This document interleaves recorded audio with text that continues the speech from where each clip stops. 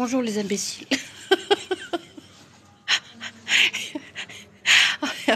En fait, je l'ai dit spontanément parce que j'aime bien dire ça aux amis les plus intimes, hein, ça me fait rire. Très bien, vous n'êtes pas des imbéciles, vous êtes des diamants, ok. Alors, je suis Asma Amdouni, votre médecin généraliste marocaine à Vojta. On va poursuivre notre discussion magnifique par rapport à la maltraitance et combien c'est important de comprendre et d'admettre et d'être persuadé que tu mérites être bien traité. D'accord?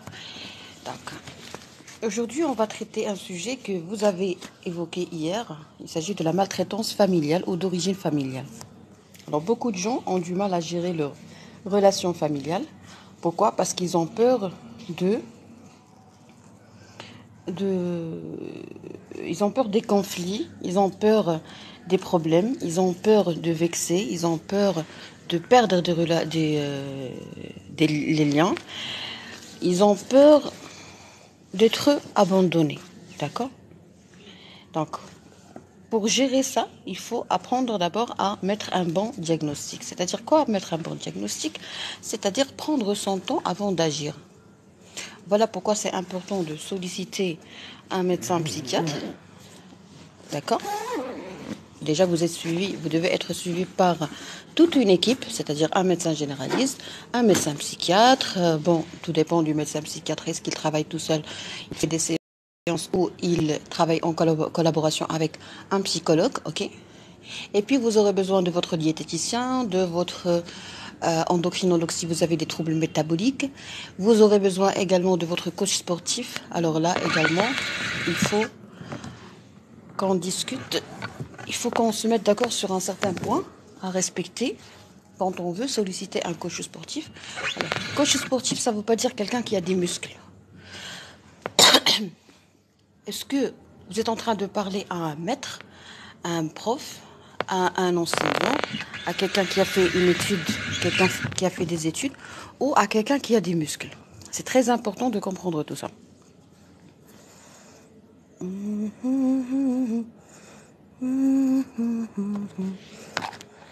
Bonjour. Alors,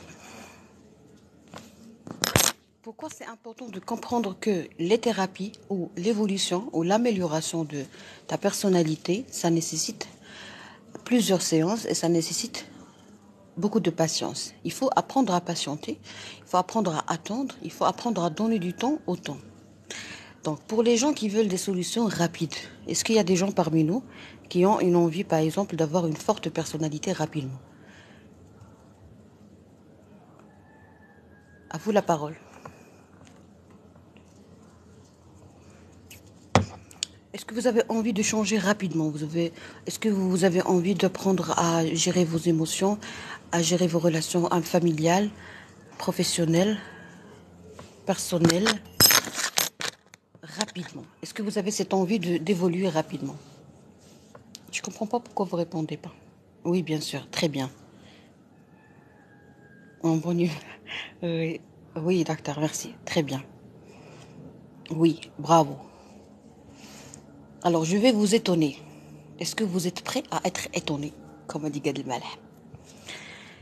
La première erreur, c'est de vouloir changer rapidement.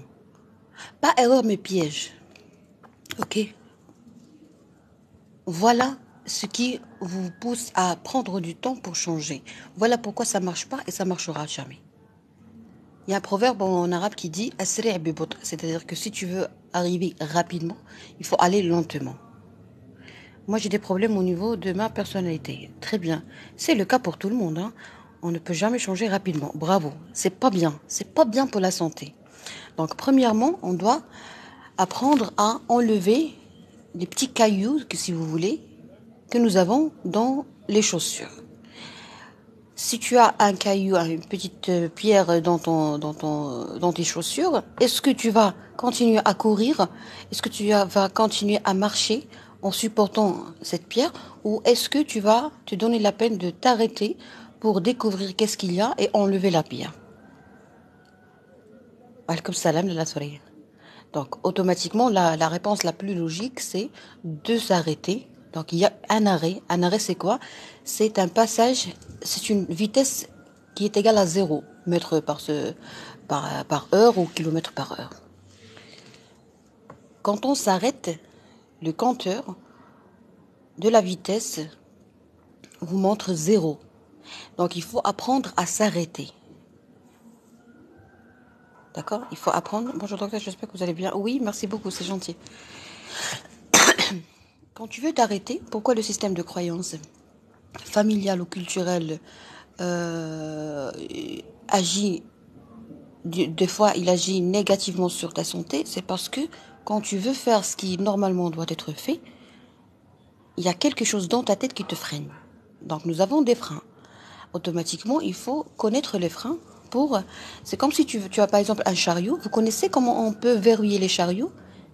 Il y a comme une sorte de petit bouton vers le bas, tout près des roues.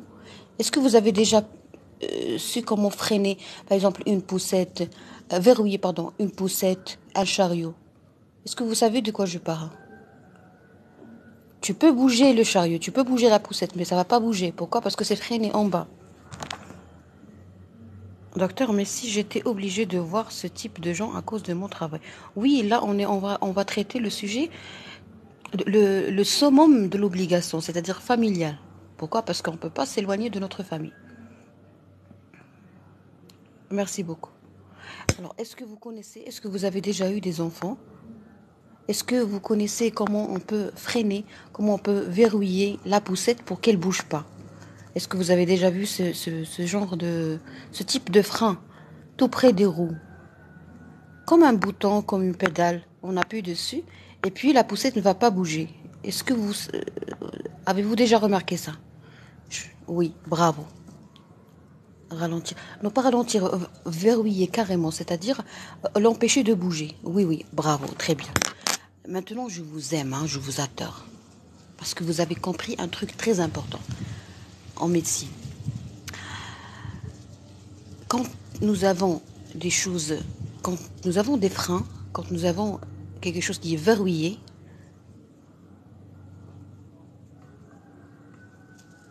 on est loin de la réalité humaine. Monsieur Rachid, je pense que vous êtes fatigué parce que les commentaires que vous faites n'ont rien à voir avec ce que je dis.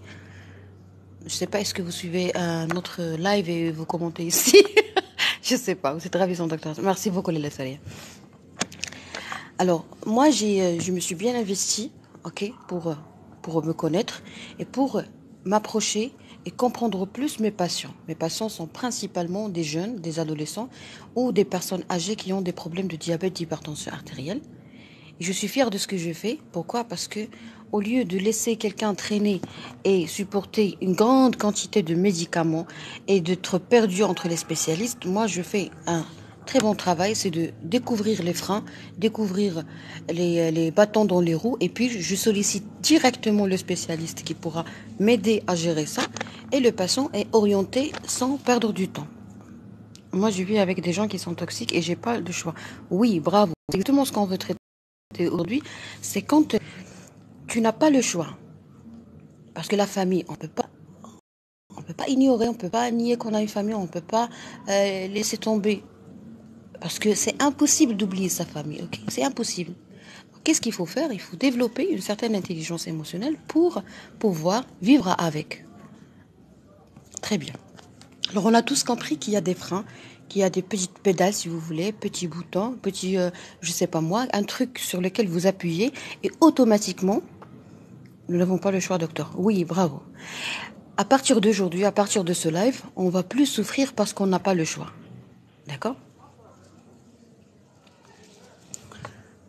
Monsieur Rachid, je vais vous bloquer parce que vous me dérangez. Vous avez 2000 personnes, alors faites le live et essayez de partager ce que vous connaissez de spirituel avec les gens. Nous vivons avec eux, très bien. Donc à partir d'aujourd'hui, on va premièrement, je vais enlever un frein d'ici. Le premier frein, c'est que tous les abonnés sont invités gentiment à ne plus répéter ce mot-là. Je suis obligée de supporter les toxiques. Au moins durant ce live, ok? Donc on va changer notre mentalité Aujourd'hui, on va plus faire la victime et on va plus reprendre la même chose. C'est-à-dire, tu vas plus souffrir, tu vas réduire la souffrance que tu as dans ta tête et que tu es en train d'arroser tous les jours. Quand tu arroses, quand tu prends soin d'une souffrance, qu'est-ce que tu fais? Eh ben, tu l'amplifies tranquillement. C'est-à-dire que tu augmentes l'intensité et la durée et la profondeur de la souffrance tranquillement. C'est une culture. Nous avons une culture de souffrance. Donc aujourd'hui, on va cesser de faire la victime. On va admettre qu'il y a des gens toxiques et qu'on est obligé de vivre avec. Donc moi, je ne vais pas pleurer. Je ne vais pas me dire je suis pas chanceuse. On va pas compter sur la chance. La chance, c'est quelque chose qu'on doit provoquer, ok? Et on va décider d'apprendre à vivre avec les toxiques. Point. Arrêtons d'éviter les toxiques. Ils ne doivent pas être évités. Non. Si tu veux éviter quelque chose, c'est-à-dire que tu n'es pas capable d'affronter. Si tu n'es pas capable d'affronter, ça ne veut pas dire que tu es stupide. Non. Ça veut dire que personne dans ce monde n'a pu, premièrement, découvrir que tu as du mal à affronter, et puis n'a pu t'aider correctement à affronter. Donc toi, c'est comme un petit bébé. Aujourd'hui, vous êtes des petits bébés qui n'ont jamais appris à affronter. Point. Point. Tu n'es pas faible, tu n'es pas idiot, tu n'es pas stupide, tu n'es pas malchanceux. Non. Tu es victime d'une éducation qui t'a dit que comme quoi il faut éviter les gens mauvais et les gens mauvais vont partir à l'enfer et nous on doit être bons pour partir au paradis et on t'a pas expliqué comment faire pour aller au paradis. Ok? Il faut pas donner plus d'importance à tous les points.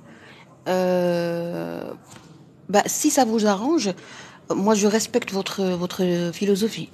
Vous savez, je pense qu'il faut voir un très grand ménage des mentalités aujourd'hui. D'accord? Parce qu'il faut quand même que je comprenne qu'est-ce que vous avez dans le crâne. Par exemple, il y a un monsieur, ça doit être un monsieur. Hein. Espoir, vous êtes un monsieur, c'est ça? Il a dit, il ne faut pas donner plus d'importance à tous les points. Je suis sûre à 90% que c'est un monsieur. Espoir, est-ce que vous êtes un monsieur, une dame? Une femme. Ah, d'accord. Très bien. Donc, il a dit, il faut pas donner plus d'importance à tous les points. Pourquoi j'ai dit c'est un monsieur? Pourquoi j'ai cru que c'est un monsieur? Parce que les messieurs pensent comme ça, pensent ainsi, en général au Maroc. Ils donnent pas trop d'importance à tous les détails. Mais pour une femme, c'est très difficile. Il faut qu'elle soit mature, il faut qu'elle soit âgée de plus de 40 ans, il faut qu'elle ait beaucoup d'expérience. Et il y a toujours une éventualité, c'est quoi? C'est la souffrance. C'est-à-dire que si tu te mens, par exemple, je ne parle pas de vous, madame. Si, par exemple, tu as lu un commentaire où c'est écrit, il ne faut pas donner plus d'importance à tous les points. Très bien. Et si tu es influencé par plusieurs personnes qui ont le même, ils sont du même avis, ok, qui vont tous dire la même chose. Quand tout le monde dit la même chose, toi, tu vas croire que c'est toi qui n'as pas raison et que voilà l'influence. Tu vas te dire, puisque ça a marché avec toutes ces personnes, c'est-à-dire que c'est vrai. Ok? Donc le jugement, ton jugement va être influencé par les gens. Pourquoi? Parce que la majorité disent qu'il ne faut pas faire attention aux détails. Très bien. Qu'est-ce qui t'arrive dans ta tête? Pourquoi tu développes le diabète? Pourquoi tu as du mal à traiter, à guérir? Pourquoi tu as du mal à sevrer, à laisser tomber, à arrêter de fumer? Parce que tu ne sais pas qu'est-ce qui t'est arrivé dans ta tête. Il y avait un petit accident. Il y avait un petit accident. C'est quoi cet accident? C'est que toi, tu es entouré, par exemple, dans un live où 10 personnes disent la même chose. Imaginons que 10 personnes ont dit il ne faut pas donner plus d'importance à tous les points. Toi, tu ne peux pas t'empêcher de sentir ou de te sentir obligé de suivre ces gens. Pourquoi? Parce que tu vas te dire, mon Dieu, mais je peux pas avoir raison et tout le monde est fautif. Ils ont absolument leur raison pour lesquelles ils ont décidé de ne plus faire attention aux petits détails, à tous les points. Donc, en plus, si ces gens-là ont du poids, ont une certaine position, oppose dans l'échelle sociale et tout, donc toi, tu vas être influencé, ok? Ça se travaille, hein? L'influence, ça se travaille. Ça existe, c'est une réalité, on ne peut pas l'éviter. Donc, qu'est-ce qui va t'arriver? Tu vas peut-être penser à suivre ces gens. Quand tu vas les suivre, ça va marcher. Au début, ça va marcher. Parce que quand tu vas plus faire attention aux petits détails, tu auras moins de stress, donc ton corps va t'amener à l'erreur. C'est-à-dire que une fois que tu vas commencer à adopter une technique, voilà pourquoi c'est déconseillé de faire le coaching au Maroc. Quand par exemple, tu adoptes une technique, on t'a donné une recette, tu l'as essayé, ça a marché, à 20%, 30%. Pourquoi? Parce que ton corps, tu as manipulé ton corps et tu l'as poussé à réduire une petite quantité au moins d'hormones de stress.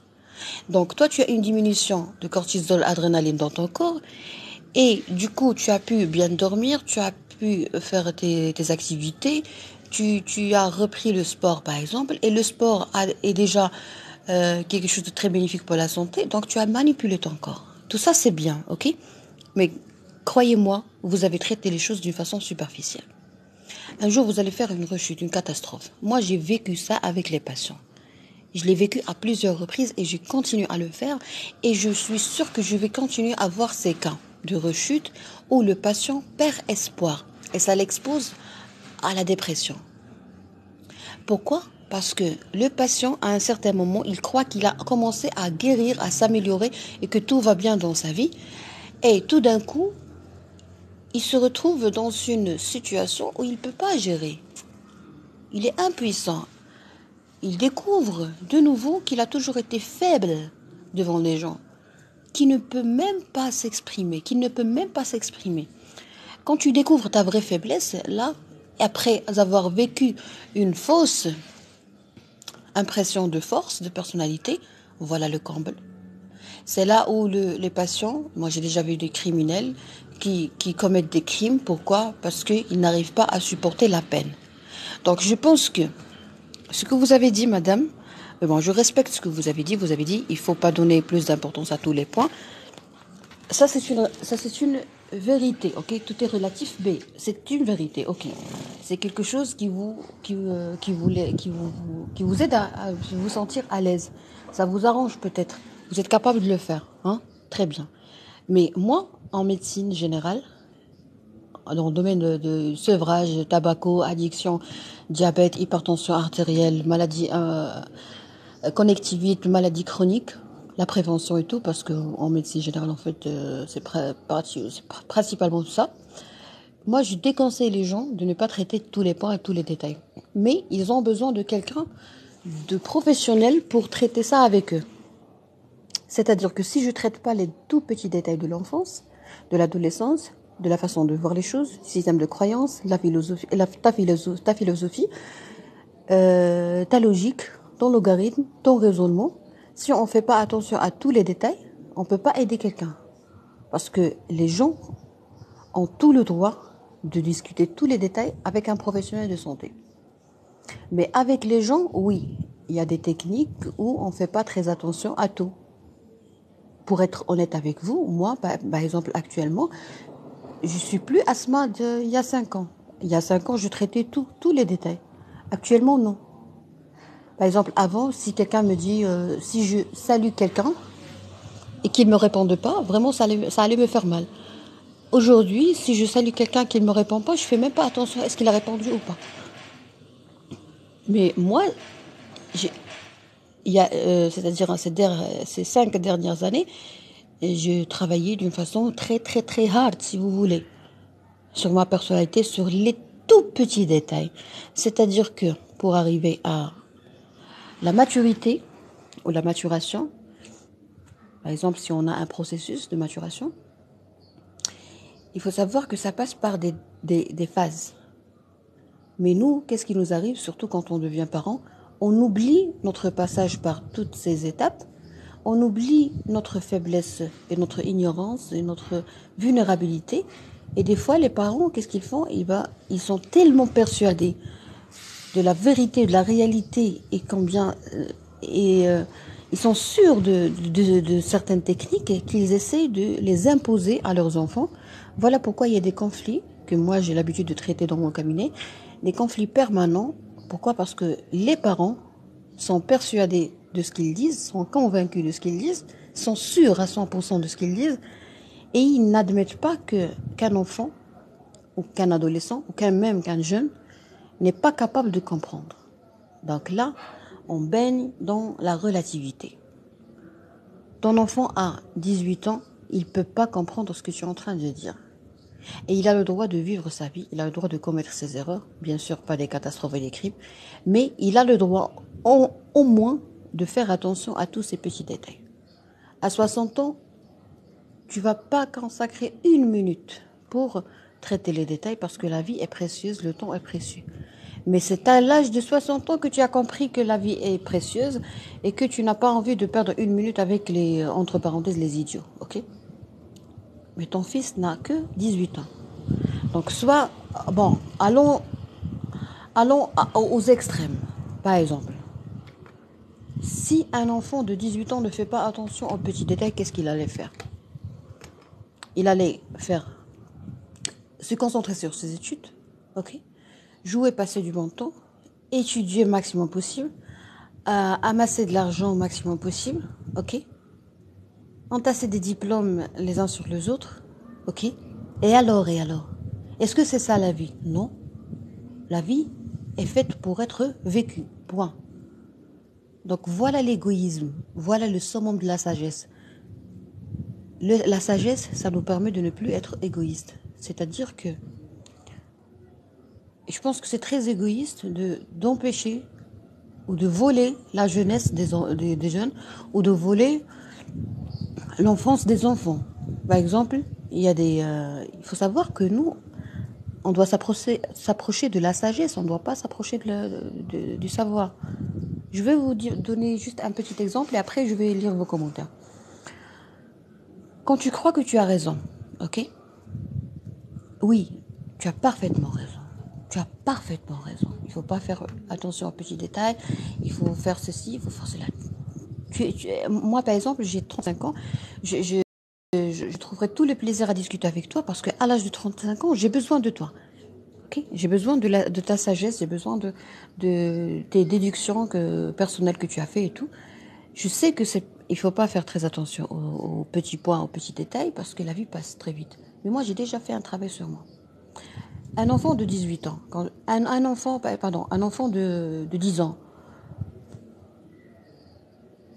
c'est pas normal, c'est pas bien, c'est pas bien, c'est très normal. C'est pas bien de casser, de décomposer un jouet, ok? Donc, tous les parents auraient bien aimé, ou la majorité des parents que je vois, moi, donc, préfèrent que leurs enfants prennent soin de beaucoup de choses. Leurs vêtements, la propreté des mains, des jouets, des outils et tout.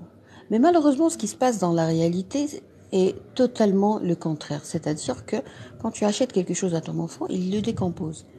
Il ne doit pas le décomposer. Le jouet a été fait pour qu'on joue avec, ok? Mais lui, il veut décomposer, il veut détruire. Il veut, par exemple, je sais pas moi. Pour moi, en médecine, je pense que c'est très normal de décomposer quelque chose et d'essayer de le recomposer. Ça marche pas, ok, c'est pas la fin du monde. Ça marche pas, c'est-à-dire que le petit a tenté de faire quelque chose et puis ça n'a pas marché, il va apprendre à le faire. À l'âge adulte, il va suivre la même philosophie. Donc, les parents ne savent pas qu'ils sont en train de parler à un adulte en voie de maturation. D'accord? C'est très important. Donc, à ce moment-là, c'est aux parents de comprendre qu'ils ne savent pas qu'est-ce qui va se passer après. Eux, par rapport à leurs enfants, ils savent très bien ce qui va se passer après. C'est-à-dire que grâce à leurs expériences dans la vie professionnelle et personnelle, quand ils donnent un conseil à leurs enfants, ils les aiment. Ils veulent que du bien pour leurs enfants. C'est-à-dire qu'ils ne sont pas mauvais, ok? Tu veux que du bien. Pourquoi? Parce que toi, tu sais les complications de faire. Très bien. En médecine générale, je sais, je connais très bien. Bon, relativement, je connais très bien les suites de votre comportement avec votre enfant. Donc, je pense que si vous voulez que votre enfant suive ce que vous faites et adhère à ce que vous dites, eh ben, vous aussi, vous devez normalement suivre, écouter, avoir la modestie de discuter ça avec, pas avec moi, médecin généraliste, mais avec un pédopsychiatre d'abord.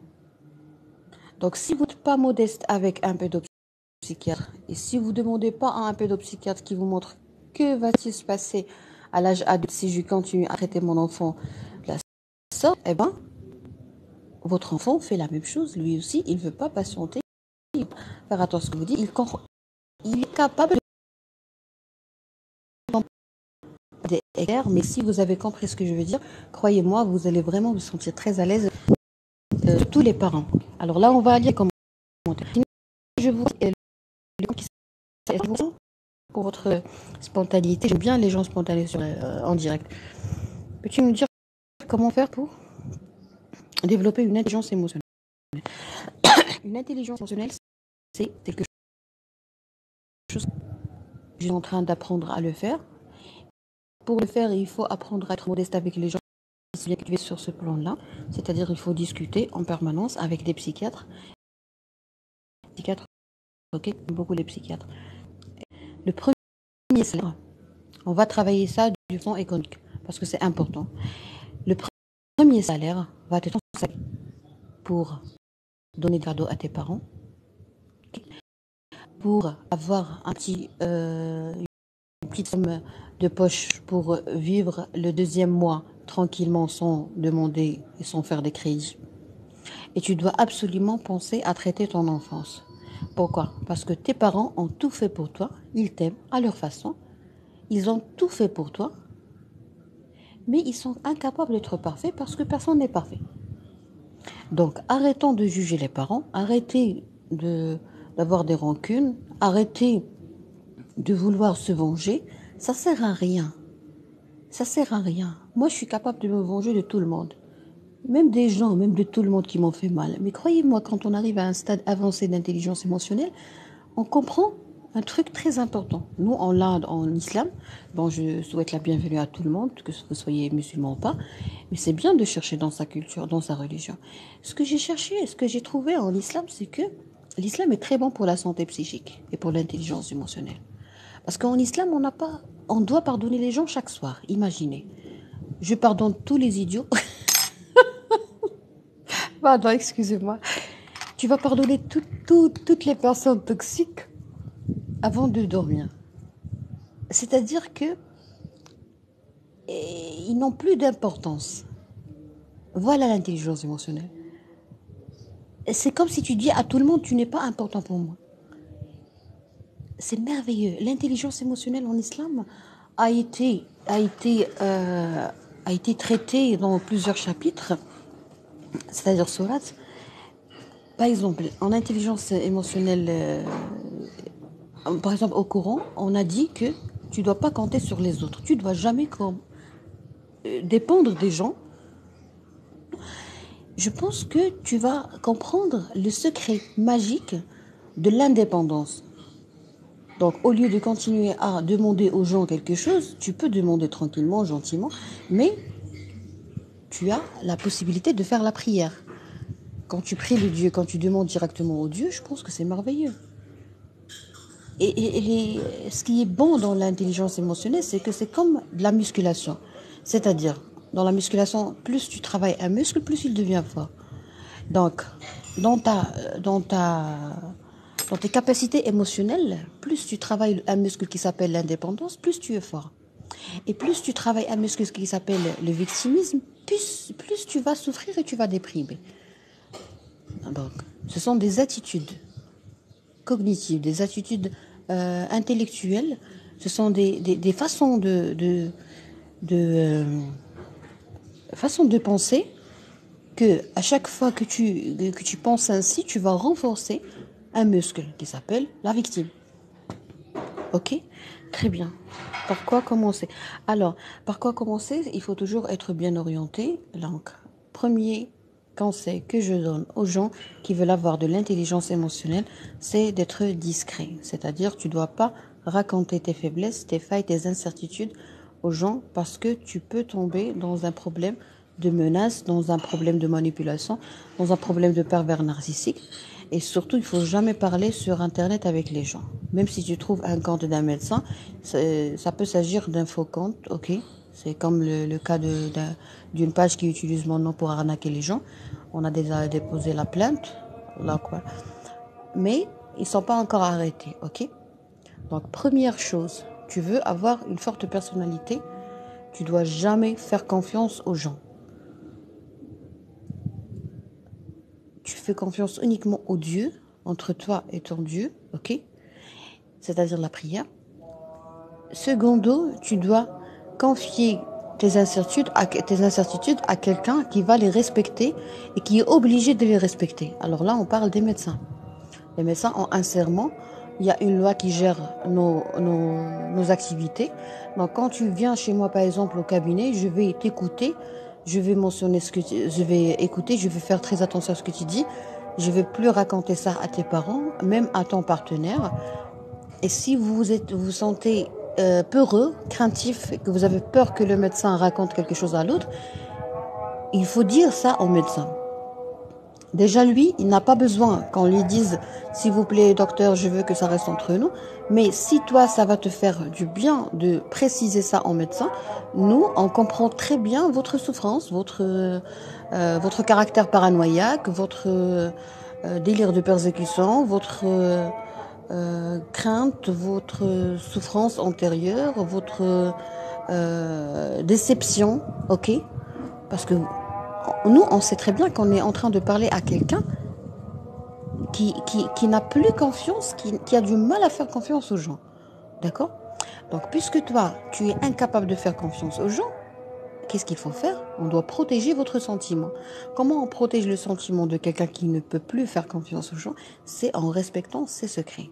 Donc, le premier, par quoi commencer pour vous répondre d'une façon très concise, si vous voulez. Premièrement, tu dois commencer par le silence, le calme, la discrétion. Ne jamais solliciter quelqu'un qui n'est pas professionnel de santé. Si tu sollicites un coach, il n'y a aucune loi qui gère les coachs. Je ne sais même pas comment ça marche. Parce que ce que je vois dans les réseaux sociaux, ce que les coachs font, il y a des coachs il y a des gens qui mettent leur costard, leur chemise, leurs bijoux. Il y a une coach qui met 36 000 articles, plusieurs parures en même temps. Moi, juste en apercevant ce qu'elle met comme bijoux, je pense qu'elle doit voir un psychiatre. D'accord? Excusez-moi, je suis très étanche. Pourquoi? Parce que il y a une dame qui m'a fait confiance maintenant. Elle m'a dit par quoi commencer. Alors nous, on commence toujours par la sécurité. Comme je vous ai déjà expliqué dans un autre live, pour produire un médicament, un nouveau médicament, les premiers essais cliniques, c'est quoi? Qu'est-ce qu'on cherche? Avant même de passer aux essais cliniques, les premiers essais qu'on fait, c'est la toxicité. On cherche la toxicité du médicament. On ne cherche pas l'efficacité.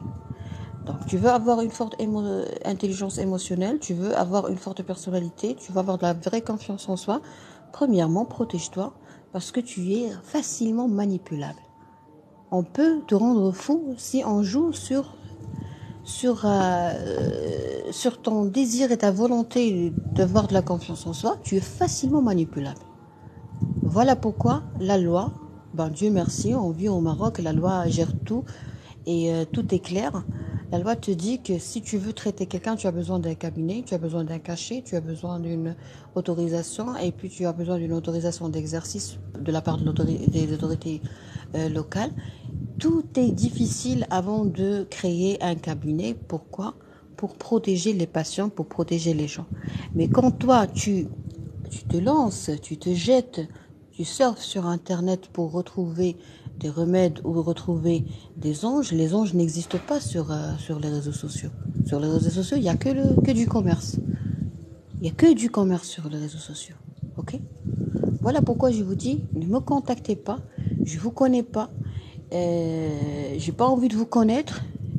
S'il y a un compte qui vous dira par exemple un jour, je suis docteur Asma, je vous donne le feu vert, vous pouvez l'insulter, vous pouvez même déposer plainte contre lui.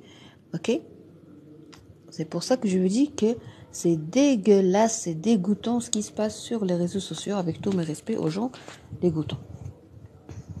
Alors, bonjour. Je veux dire, pour vivre tranquillement avec tout le monde, il faut parfois négliger. Oui, vous avez parfaitement raison, madame. Sauf que je pense que vous êtes plus mature qu'une autre abonnée qui a par exemple 18 ans, 17 ans. Donc, on essaie juste d'expliquer aux patients et aux gens comme quoi, si jamais un jour vous aurez une discussion avec quelqu'un de plus mature que vous allez vous sentir un peu faible. Donc moi, c'est comme si je prépare les gens, parce que je suis habituée à traiter ça avec les adolescents. Donc si à un certain moment, tu te sens faible par rapport à quelqu'un, il faut savoir que c'est très normal, parce que cette personne peut très bien avoir eu des épreuves de la vie très dures. Voilà pourquoi elle a développé une certaine immunité. Donc c'est normal quand on n'a pas la même attitude ou la même capacité de négliger les points. Bonjour, je parle des gens toxiques. Ah oui, d'accord. Bonjour tout le monde. Excusez-moi, je viens de commencer la lecture des commentaires. Surtout si la personne souffre de trop réfléchir. Oui, oui. Il y a des gens qui ont ce problème-là de réfléchir H24. Pourquoi? Parce qu'ils sont intelligents. Les gens intelligents souffrent intensément, et les gens qui ont été victimes de parents toxiques souffrent intensément. Ils ont même développé cette attitude, cette habitude de penser. Il y a des cultures, il y a des habitudes. Attention, si on fait quelque chose pendant 21 jours, ça y est, on va avoir, comme si, quand on dit, on va avoir la main. C'est-à-dire, on va avoir la main, on va perdre la main. On dit ça en chirurgie. C'est-à-dire qu'à force d'opérer une opération ou un type d'articulation, si vous voulez, on va être habitué à faire ces chirurgies. Par exemple, en traumatologie, il y a des spécialités. Par exemple, en traumatologie, il y a des chirurgiens qui se spécialisent, qui se surspécialisent uniquement dans une articulation. Par exemple, articulation de l'épaule, ou articulation de la hanche, ou articulation du genou, ou articulation de la main. D'accord? Donc, dans un seul hôpital, dans une seule clinique de traumatologie, tu vas trouver plusieurs pavillons ou plusieurs étages. Chaque étage est géré par des chirurgiens qui sont spécialisés dans une articulation ou deux. D'accord? Donc, automatiquement, c'est très clair, c'est très évident, et puis c'est très logique que le chirurgien qui a passé 10 ans, 10 ans de surspécialité de chirurgie de l'épaule va être plus compétent, pas plus compétent, mais plus habitué, plus à l'aise. Ok, on va utiliser ce terme parce qu'il est plus approprié, si vous voulez. Il va être plus à l'aise en opérant des épaules. Par contre, dans l'étage ou le service de chirurgie des genoux, je pense que les chirurgiens qui ont été amenés à opérer des genoux pendant 20 ans, automatiquement, ils seront plus à l'aise à opérer des genoux. D'accord? Pourquoi? Parce qu'ils se sont habitués à faire ça pendant longtemps. Est-ce que vous êtes d'accord avec moi? Alors, à ce moment-là, il faut savoir que si depuis ton enfance, tu t'es habitué à penser à prendre les choses d'une façon, eh ben, automatiquement, ton corps s'est habitué à, à agir de cette façon, à réagir d'une façon X, à développer, à sécréter des hormones de stress. Donc toi, depuis ton enfance, tu continues à réfléchir d'une façon. C'est-à-dire que tu vas développer beaucoup de problèmes liés juste à ta façon de réfléchir. Tu peux même développer un diabète, carrément, une insulinorésistance, une obésité, un problème digestif, une colopathie fonctionnelle, un problème d'absorption, une insomnie. D'accord? Et l'insomnie aura d'autres conséquences. Voilà pourquoi, en médecine 5 étoiles, il faut décomposer les problèmes de santé. Il faut toujours travailler en équipe. Il faut toujours travailler en équipe en médecine. Peut-être mature, il faut galérer. Pour être mature, il faut être galéré. Ben, soit galérer, soit solliciter des professionnels de santé qui ont quand même une certaine expérience pour vous dire qu'est-ce qui va se passer au futur si vous continuez, par exemple, à agir de telle façon ou d'une autre. Tout détail peut être un problème de taille. Moi, je parle des gens toxiques qu'on peut éloigner. Oui, d'accord. Docteur, que bon Dieu, est-il arrivé à voir vos lives en français? Est-ce pour une audience spécifique? Non, monsieur, c'est pour bien gérer mes émotions. Alors, il faut apprendre à être égoïste, monsieur. C'est-à-dire, il faut faire tout ce qui vous arrange. Moi, ce qui m'arrange, c'est de faire des lives en français parce que les gens m'insultent moins, ok? Alors, en arabe, quand je le fais, je suis insultée par beaucoup de gens et j'ai tout le monde Mes lives étaient facilement accessibles de la part de tout le monde, de tous les citoyens.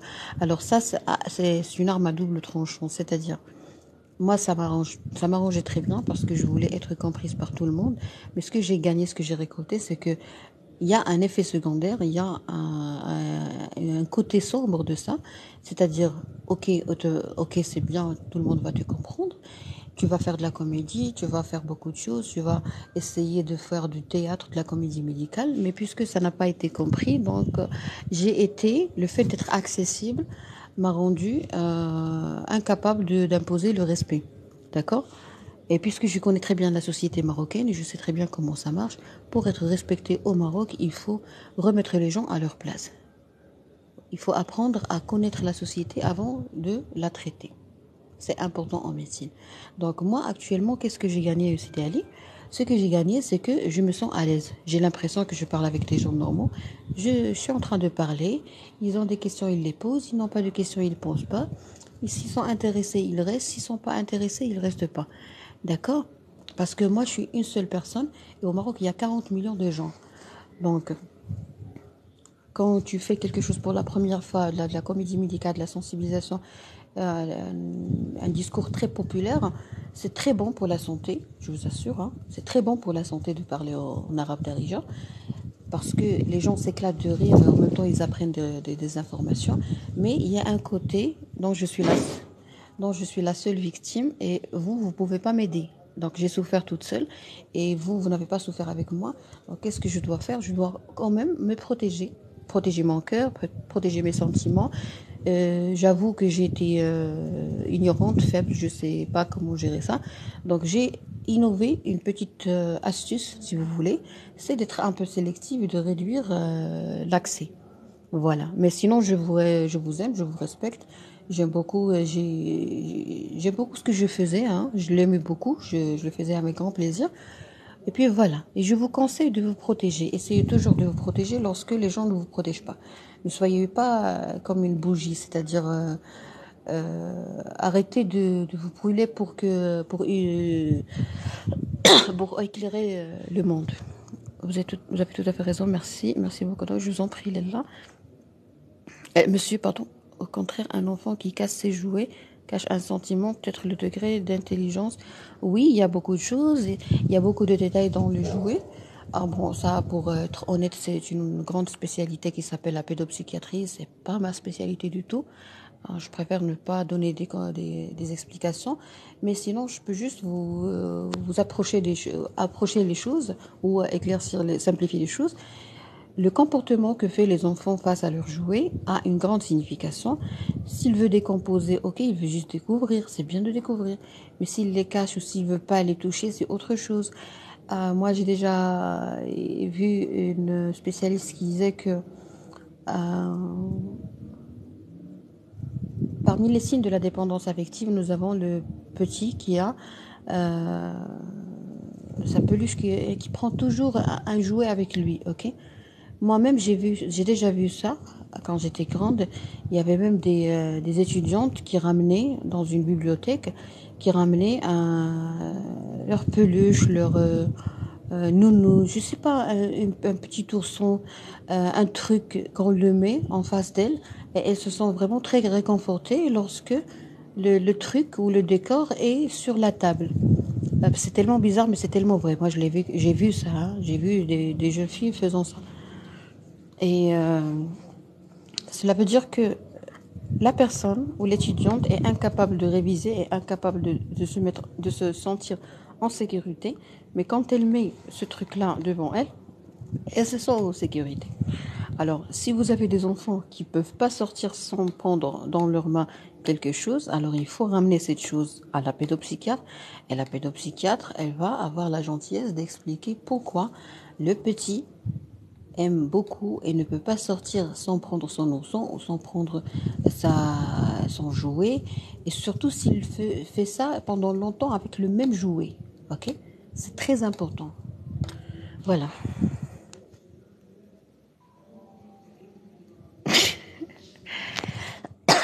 Le live, ça coupe le son. Oui, j'ai remarqué qu'il y avait une petite chute du nombre des abonnés. Je me suis dit qu'il y a un problème de connexion. il fait de pardonner, ça donne du bien à soi-même avant même les autres. Oui, oui, bravo.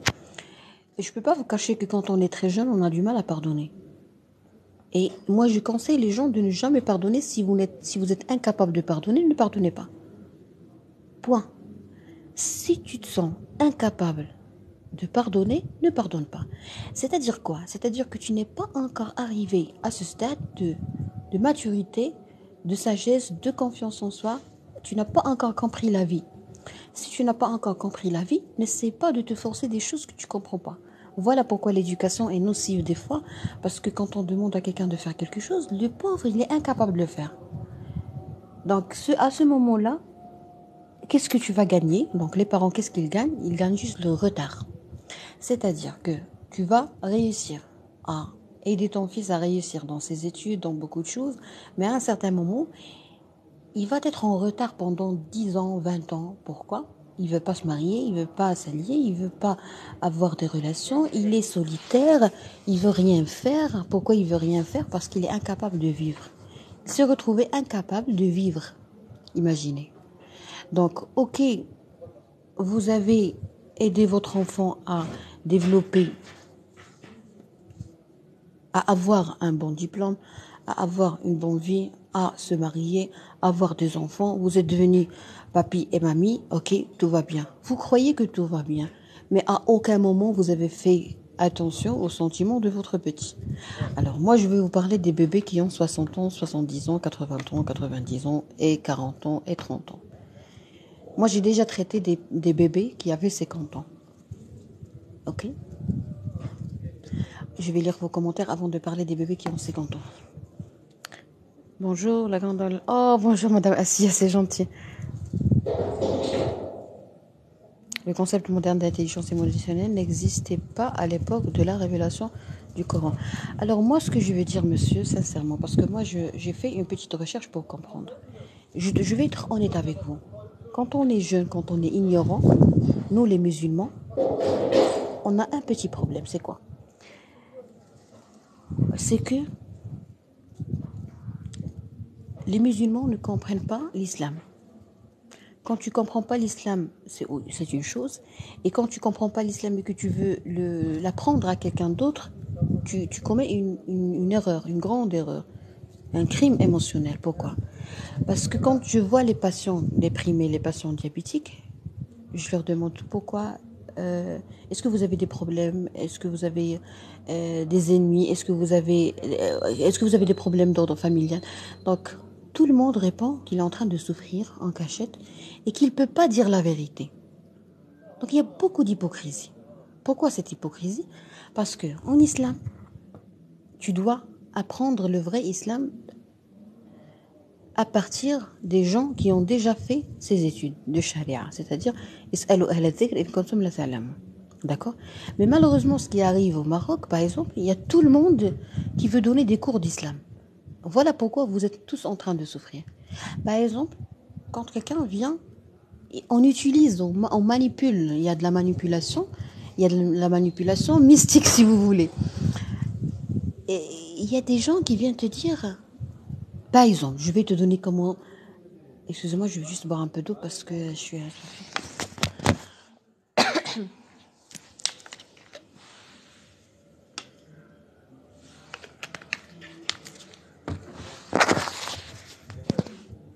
On va bien lire le commentaire pour répondre.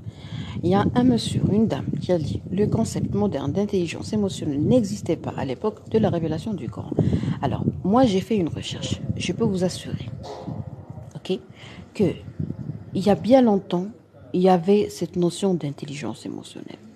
Ça a existé. Mais les gens ne voulaient pas comprendre ça, ne voulaient pas admettre ça, et croyaient que c'est quelque chose d'arriéré, croyaient que c'est quelque chose qui n'était pas vraiment très évolué, très sophistiqué, très open mind, ok. Et actuellement, les vrais médecins, les vrais professionnels de santé, c'est-à-dire les médecins, les psychiatres et tout, qu'est-ce qu'ils ont découvert? Ce que moi je suis en train de chercher, c'est que l'islam a toujours parlé de l'intelligence émotionnelle. D'accord? Voilà pourquoi il y a longtemps, il n'y avait pas tout ce type de maladie. Mais actuellement, ce qui se passe, c'est de l'hypocrisie. C'est quoi l'hypocrisie? C'est-à-dire que toi, tu es musulman. Ok, très bien. Je critique pas l'islam, je critique les musulmans. Toi, tu es musulman. Ok. En islam, par exemple, tu dois pas faire une relation sexuelle. Tu dois pas la faire. Et toi, tu fais une relation sexuelle. Donc, tu n'admets pas, tu crois que l'islam ne te comprend pas, ok? Tu crois que l'islam est un peu arriéré, ok? Tu crois que l'islam n'a pas d'explication scientifique parce que toi, tu te sens un homme, tu as besoin de faire de l'amour et tout, et que l'islam ne te comprend pas. Très bien. À ce moment-là, tu laisses tomber l'islam. Okay, tu laisses tomber, tu veux plus adopter ce qu'il dit, tu veux plus respecter ce qu'il dit parce que c'est impossible, parce que c'est une religion qui ne te comprend pas. Très bien. Mais à un certain moment, tu vas passer plusieurs séances avec ton coach pour apprendre finalement que l'intelligence émotionnelle, ça consiste à pardonner, ça consiste à arrêter de penser négativement, ça consiste à développer de l'indépendance affective, ça consiste à ne jamais rien attendre des gens, mais tout ça a été écrit dans le Coran. Pourquoi tu l'as pas su? Parce qu'il y avait un petit point que tu n'as pas voulu accepter. L'islam te dit ne fais pas de l'amour avec une femme qui n'est pas ton épouse, et toi, tu n'as pas pu supporter ça. Pourquoi tu n'as pas pu supporter ça? Parce que tu n'as pas bien étudié l'islam. D'accord? Point. Si vous voulez une explication, je peux très bien vous la donner. Donc plus on progresse, plus on s'approfondit dans l'intelligence émotionnelle, plus on comprend que l'islam a tout dit, il y a bien longtemps. Mais il faut avoir de la modestie, de la tolérance, et puis de la gentillesse et du respect. Quand le respect est servi, tout est servi. Quand le respect est là, tout est là. Par exemple, on va revenir à votre commentaire. Vous avez dit que le concept moderne d'intelligence émotionnelle n'existait pas à l'époque. Alors je vais vous dire quelque chose. À l'époque, il y avait notre prophète, il avait un voisin juif. Et ce voisin juif, qu'est-ce qu'il faisait? Eh bien, il exprès, il faisait salir la porte de notre prophète en jetant les ordures tout en face. D'accord? Et pendant quelques jours, le prophète a remarqué que la porte est toute propre, que les ordures ne sont pas jetées. Donc il s'est demandé qu'est-ce qui n'allait pas bien. Qu'est-ce qu'il a fait? Il est parti voir son voisin juif pour savoir qu'est-ce qu'il a. Il a demandé aux gens de programmer une petite visite pour rendre visite à leur voisin pour savoir qu'est-ce qu'il a, qu'est-ce qui va pas bien chez lui. Donc pour arriver à ce stade d'intelligence émotionnelle, de diplomatie, de tolérance, tu dois être vraiment très évolué sur le plan émotionnel. Donc le prophète est déjà très évolué sur le plan émotionnel. C'est ça la confiance en soi, c'est-à-dire que lui, il veut savoir est-ce que son voisin va bien ou pas. Peu importe ce qui va se passer après, peu importe. Peu importe les critiques des gens, peu importe les remarques des gens, peu importe le jugement des gens. Ils vont dire que peut-être qu'il a peur de lui, peut-être qu'il veut juste, je sais pas moi, voilà, qu'il veut juste être gentil avec lui, qu'il a peur de lui. Donc, notre prophète, alayhi salam, il ne prenait même pas, il n'a même pas pris en considération ce que les gens allaient dire de lui. C'est le summum de l'intelligence émotionnelle. Si vous êtes arrivé à ce point, ça s'appelle le stade de liberté, c'est-à-dire que peu importe ce que les gens disent de toi. Point, à la ligne. D'accord? Chapeau. Merci, c'est Ismaël. Je suis désolée, je tarde un peu sur les...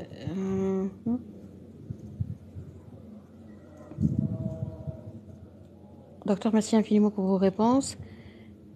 Je vous admire énormément. Oh, merci, c'est gentil, Lella.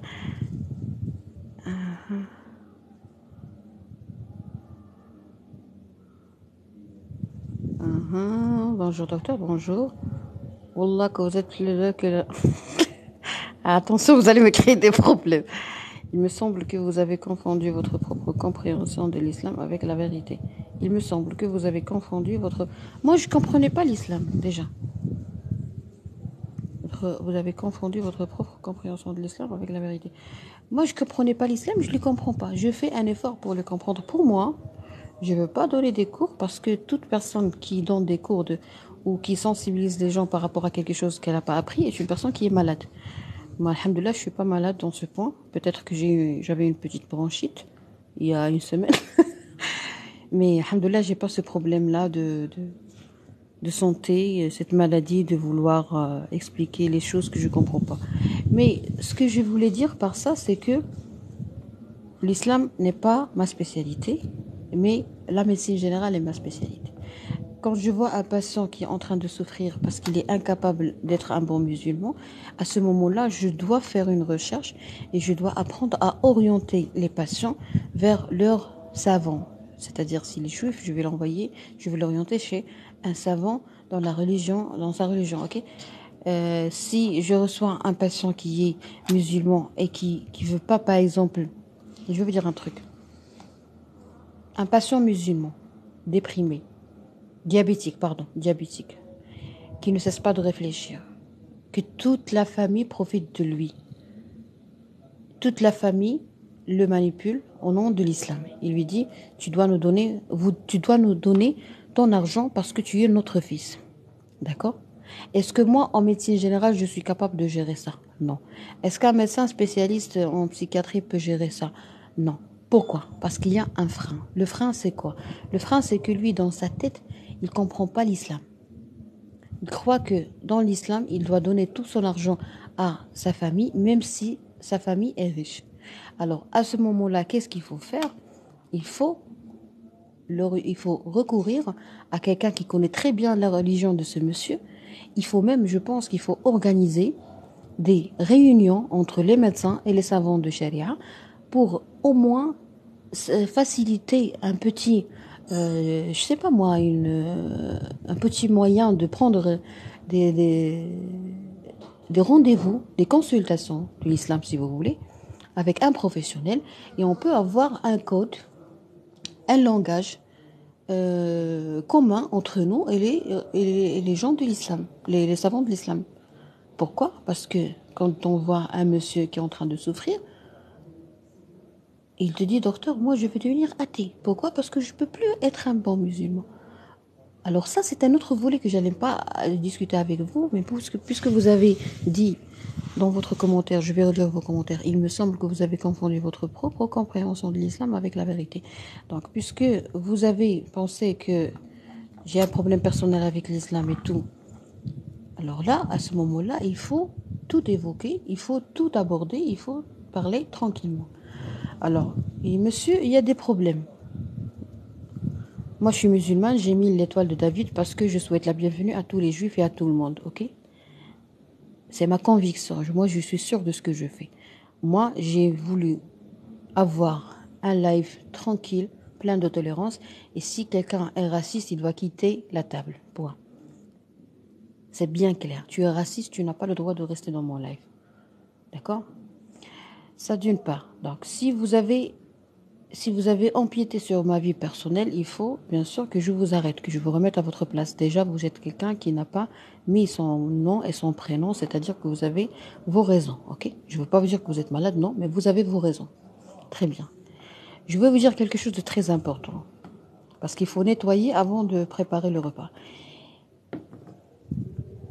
La médecine est incapable dans les pays où il y a dans les sociétés musulmanes, je pense que la médecine est bien loin d'être capable de gérer les problèmes de santé et les problèmes de personnalité. Pourquoi? Parce que les gens ne connaissent pas leur religion. Ok? Quand tu connais pas ta religion, tu vas être perdu. Nous, on voit des gens perdus. Il y a des gens qui deviennent homosexuels. Quand tu lui parles pourquoi tu es devenu homosexuel, il te dit parce que l'islam ne me comprend pas. Il y a des gens qui me demandent des explications de l'islam. Je lui dis non, mais avant, j'avais l'habitude de dire, moi, je sais pas. Mais actuellement, j'ai fait une recherche et j'ai commencé à comprendre ce que les gens disent. Donc, je n'arrête pas les patients. Je continue à les écouter pour pour comprendre qu'est-ce qu'ils ont dans le crâne. Et j'ai remarqué, ça c'est scientifique, parce que moi, je rapporte ce que j'ai entendu. J'empiète pas sur la religion, les croyances des gens. Je respecte tout le monde. Ce que j'ai remarqué, c'est que la médecine au Maroc est incapable de gérer les problèmes de santé psychique et mentale parce qu'il y a tout un désarroi, ok? Tout un ensemble d'embouteillages dans le cœur des citoyens. Il veut être musulman, il ne sait pas comment être musulman, il veut devenir athée, il a peur que les gens lui disent pourquoi tu es athée. Il ne comprend pas comment gérer ça. Voilà la toxicité des gens. Cette toxicité, encore une fois, je vais vous étonner, elle a été décrite il y a bien longtemps dans le Coran, c'est l'hypocrisie. D'accord? Donc, tout ça pour vous dire que l'intelligence émotionnelle n'est pas quelque chose de récent. L'intelligence émotionnelle a été bien décrite, bien expliquée dans le Coran. Et le summum de la toxicité, maintenant on entend tout le monde parler des gens toxiques, des relations toxiques. La toxicité a été écrite dans le Coran, a été dite dans le Coran, c'est l'hypocrisie. Et nous les musulmans, on sait très bien que les hypocrites vont être bien punis, ok? Ce seront les cendres de l'enfer, ok? Ils vont être bien brûlés. Dans notre croyance, les hypocrites vont être bien punis. Très bien, je pense que j'ai donné assez de temps à l'islam pour vous aider à juste attirer votre attention sur un point très important qui a été écrit également dans le Coran. C'est-à-dire que si vous ne comprenez pas quelque chose dans une spécialité, on demande aux gens responsables, aux gens professionnels. Vous avez un problème avec les gens toxiques. Ces gens toxiques font partie de votre famille. Moi, je suis médecin. Il y a un des médecins psychiatres, il y a un pédopsychiatre. En médecine, on a finalement compris qu'on ne peut pas résoudre les problèmes en s'éloignant des gens parce qu'ils ont quand même gardé une certaine emprise sur nous, même après leur décès. C'est-à-dire que les liens familiaux ne peuvent pas disparaître, ne peuvent pas se dissoudre. Alors là, qu'est-ce qu'il faut faire? Il faut traiter les choses d'une façon détaillée. Quand on veut traiter les choses d'une façon détaillée, il faut comprendre les caractéristiques socioculturelles et religieuses de la société. La société a un problème avec leur famille. Pourquoi? Parce qu'ils veulent respecter le Dieu, ils veulent respecter leur religion, ils ne savent pas comment. La seule solution, c'est de recourir aux vrais savants en islam. Le ulama dit sharia l'islamique. Salam alaikum. Donc l'intelligence émotionnelle a toujours été écrite au Coran. Je suis très fan. Merci, c'est gentil. Alaikum salam. Mes salutations, merci. Je sais le sujet dit. Oui, en général, on fait comme une petite série et j'enregistre ça sur ma chaîne YouTube. Et il me semble que mon avis vous a dérangé. C'est objectif, docteur. Non, non, pourquoi vous allez me déranger? Non, moi j'ai dépassé ce point. Écoutez, on n'est pas là pour. Vous avez un follower, déjà vous êtes infocante, alors bloc. Vous êtes quelqu'un qui est malade, vous avez une maladie, vous avez un sérieux problème de personnalité. Alors là, le monsieur qui a attaqué, qui a voulu m'attaquer, finalement il a dit je suis vraiment désolé et tout, c'était une personne toxique. Très bien, donc j'ai bien répondu à sa toxicité. Et finalement, j'ai compris qu'il qu'il a un seul abonné. Donc c'est un faux compte. Alors les faux comptes, j'aimerais vous dire quelque chose de très important. Premièrement, vous êtes malade. Le fait d'avoir un faux compte est une nécessité. Je vais lire vos commentaires avant de parler des bébés qui ont 50 ans et puis des faux comptes. Continue, docteur. Merci, Blanco, c'est gentil. Bonjour, docteur. Bonjour, Lalla Hajar. Alors, par exemple, aujourd'hui, on a eu un faux compte. Il faut parler des faux comptes. Alors, le faux compte discute en français, ok? Français Nkria. C'est quelqu'un qui est cultivé, c'est quelqu'un qui est scolarisé, c'est quelqu'un qui a un grand diplôme, mais c'est quelqu'un qui est malade. C'est quoi cette maladie? Cette maladie, c'est qu'il a peur. Il a peur de quoi? Je ne sais pas. Il doit payer de l'argent. Il doit bénéficier d'une consultation de psychiatrie. Il doit passer beaucoup de séances avec le psychiatre pour comprendre de quoi a-t-il peur. Quand tu ne peux pas faire quelque chose, tu as peur de quelque chose. D'accord? Alors, le monsieur, ils sont... Oui, madame. Alors, le faux compte, ça cache une peur. Toute personne qui a un compte qui ne porte pas son nom, son prénom, est une personne qui a peur de quelque chose. D'accord? Et pour être sage, et pour être honnête, et pour être bien pour bien savoir ce que je suis en train de dire, il y a des gens qui ne veulent pas se montrer. Par exemple, la DST, FBI, je sais pas moi, les gens qui protègent le territoire et tout. Il y a des journalistes, il y a des professions qui ont le droit de ne pas se montrer. Très bien. Mais ces gens-là, en général, par exemple les journalistes doivent être neutres, premièrement. Donc, si tu n'as pas peur de quelque chose, tu n'es pas professionnel. Il faut toujours avoir du savoir pour lutter contre la toxicité. Si tu es ignorant, tu vas souffrir. Tu vas continuer à souffrir toute ta vie. Donc le premier réflexe pour mettre fin aux gens toxiques, c'est l'apprentissage. C'est le savoir. Comme notre prophète l'a dit, il faut continuer à apprendre à vivre jusqu'à la mort.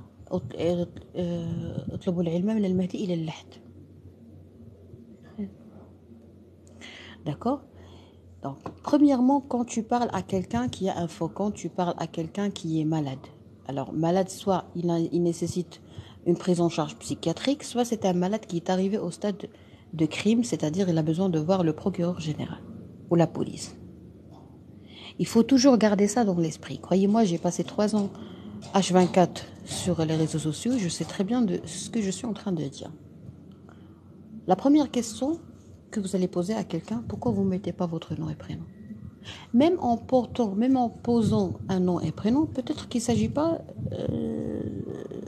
de son vrai nom, de sa vraie identité. D'accord? Donc ça, c'est une toxicité électronique. Pour comprendre la toxicité électronique, il faut recourir ou solliciter quelqu'un qui a du savoir dans ce domaine. Si, par exemple, tu as voulu essayer, voilà la toxicité, voilà le concept de la toxicité, c'est l'ignorance, point. Tu es victime de ton ignorance. Par exemple, quand tu t'achètes un téléphone qui vaut 1000 euros, ok? Un iPhone, tranquille, tout va bien et tout. Tu l'achètes pour ton fils. Tu lui permets d'utiliser quelque chose, de manipuler quelque chose, d'accéder à quelque chose qu'il n'a jamais étudié. Voilà pourquoi tu tombes dans la merde, pardon pour le terme.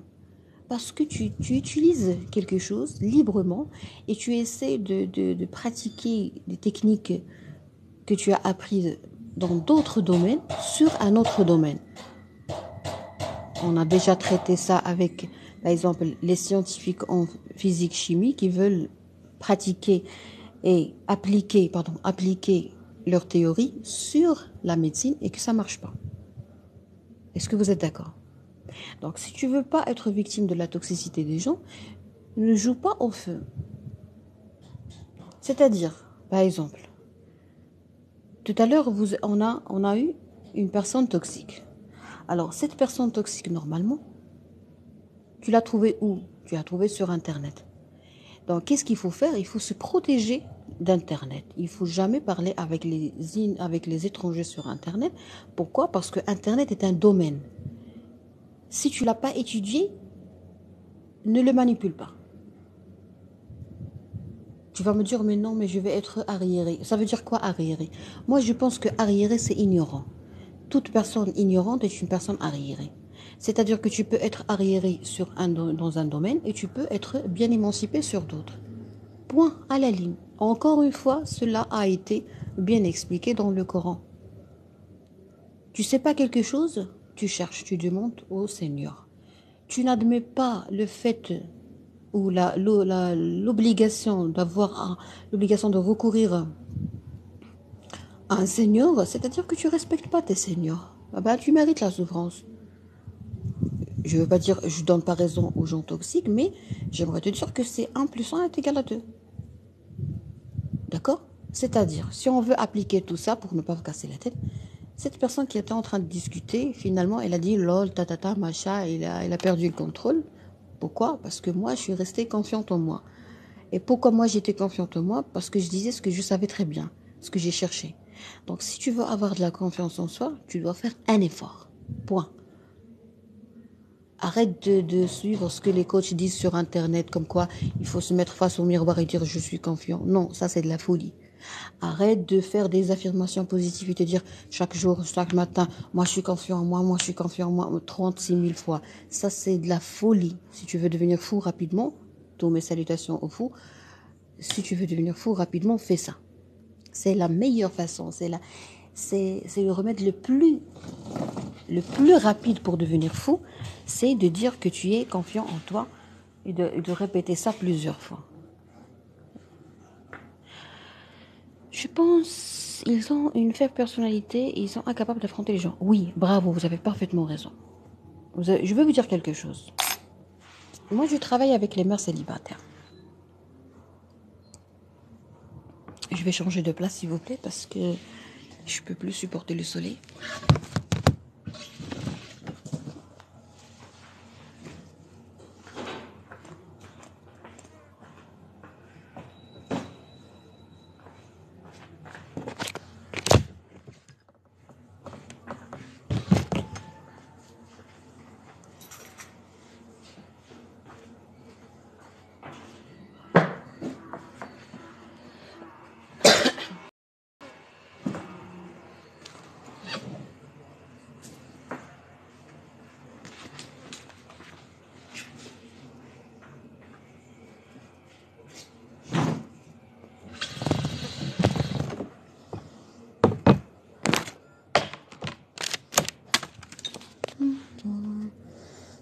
Ah, bah oui, oui, je bois mon café. Alors, Madame Hajar a dit quelque chose de très important. Il a dit, je pense qu'ils ont une faible personnalité. Ils sont incapables d'affronter les gens. Très bien. Alors moi, je travaille avec les mères célibataires. Ok. Quand je dis mères célibataires, c'est-à-dire à partir de l'âge de 14 ans.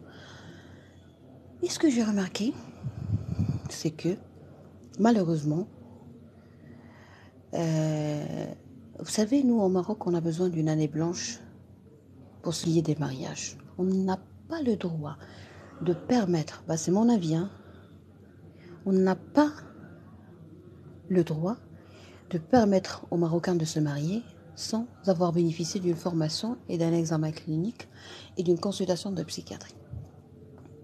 Pourquoi? Parce que un parent qui achète un smartphone à sa petite, pour moi, c'est un criminel. Tu as commis un crime. Le crime, le jugement de crime est très relatif. D'accord? Donc, moi, ce que j'ai remarqué, c'est que quand tu achètes un téléphone à ta petite, tu, tu l'exposes à un monde, à un océan. Un océan de psychopathes, un océan de ce que vous avez dit, madame, c'est-à-dire les gens qui ont des problèmes, qui ont un problème à affronter. Voilà pourquoi je vous ai dit que si tu cherches un partenaire sur Internet, tu dois voir un psychiatre. Ben, cela veut dire que tu as un problème, tu ne peux pas affronter, tu ne peux pas faire face, tu peux pas. Tu as une peur, tu as une crainte. Pourquoi tu n'as pas cherché quelqu'un dans ta vie réelle? Pourquoi tu la cherches sur Internet? Parce que tu as peur d'être rejeté. Tu as peur de perdre. Tu as peur de gaspiller de l'argent. Peut-être que tu es avare. Tu as, tu n'es pas confiant en toi. Tu as un problème de confiance en soi. Et puis, je pense que si tu as un problème de confiance en soi, tu n'as pas le droit de te marier. Tu n'as pas le droit de te marier si tu as un problème de confiance en soi. Parce que tu seras un leader, tu seras un PDG d'un grand projet qui s'appelle la famille. La famille, c'est un projet. Un malade psychique n'a pas le droit d'avoir une famille sans suivi médical. Tu as besoin d'une autorisation. Bonjour, Sidi Ahmed. Tu as besoin d'une petite autorisation de la part d'un professionnel de santé psychique et mentale. Je suis tout d'accord avec vous, il faut faire une consultation morale. Bravo. Alors, là, merci madame. Alors là, je vais partager avec vous quelques exemples qui m'ont poussé à penser ainsi. Premièrement, nous avons un problème de mère célibataire. C'est-à-dire une jeune fille qui se connecte, ok. Son père lui a acheté un téléphone. Elle n'a pas bénéficié d'une formation comment gérer les choses, comment parler avec les étrangers sur Internet. Et elle est tombée sur un pervers narcissique. Ou elle est tombée uniquement sur quelqu'un de raté. Quelqu'un qui a un problème, quelqu'un qui se cache, quelqu'un qui a qui a créé un compte à partir d'un numéro de téléphone. Et malheureusement, le numéro de téléphone, tu peux les acheter immédiatement, directement de ton épicier, sans contrat, sans rien du tout. Donc si les parents savaient très bien, il y a des parents qui ne savent pas tout ça. Il y a des parents qui croient que si tu veux avoir un numéro de téléphone, tu dois partir à l'agence et déposer ta carte nationale et avoir et décrocher ton contrat. D'accord? Par exemple, moi, mes numéros de téléphone sont tous pris avec un contrat. C'est-à-dire, il suffit, si je perds mon numéro de téléphone, il suffit que je me présente à l'agence avec ma carte d'identité nationale et je vais payer les frais de la nouvelle puce et je vais pouvoir, sur le champ, bénéficier d'une autre puce qui porte ma carte et je vais reprendre mon activité tranquillement. Alors, pourquoi tout ça? Parce que l'État m'a protégé et m'a permis, et l'agence m'a protégé. C'est l'État qui me protège, non pas l'agence. Pour être honnête, il faut être reconnaissante à l'État. Donc l'État m'a protégé comment? En imposant à l'agence de protéger mes données, de protéger mon numéro de téléphone. Et il suffit de me présenter avec ma carte d'identité pour prendre ma puce. Et je signe. Et s'il y a une autre personne qui vient à l'agence pour signer, prendre ma carte, je peux très bien porter plainte contre cette agence. C'est l'État qui protège.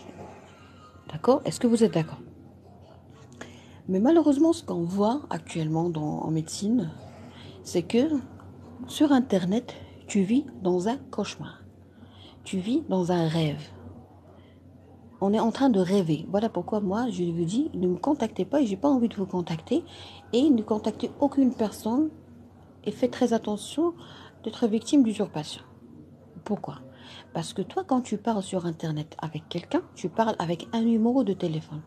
Un numéro de téléphone, moi, je peux faire l'expérience devant vous. Je peux partir chez un épicier. En général, ceux qui vendent des cacahuètes et tout, moi, les etc. Et puis, euh, qu'est-ce qu'on remarque? Rapidement, facilement, tu peux t'acheter un numéro. Avec ce numéro, tu peux créer un compte Facebook, un compte Instagram, je sais pas moi, Gmail, je sais pas exactement parce que j'ai jamais fait. Bon, l'essentiel c'est que tu peux créer un compte Facebook, tu peux créer un compte Instagram, tu peux créer un compte TikTok. D'accord? Sur Internet, tout le monde veut être parfait, mais personne ne veut la vérité. On fait d'une tiers à deux coups, on prend les informations. Alors, est-ce que vous arrivez à me suivre? Alors là, on va faire une toute petite expérience. On est là 50 personnes en direct. Très bien. Est-ce qu'il y a quelqu'un parmi nous qui a une carte, une puce, un numéro de téléphone sans contrat?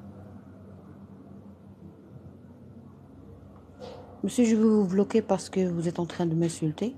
Et moi, je ne vais plus permettre à quelqu'un de m'insulter. C'est une décision que j'ai prise. Je ne vous déteste pas, je n'ai aucun sentiment envers vous.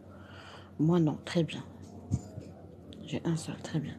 Est-ce qu'il y a quelqu'un qui a une carte ou qui a déjà une carte sans contrat, sans carte nationale? C'est-à-dire que tu as acheté un numéro de téléphone sans devoir présenter ta carte d'identité nationale.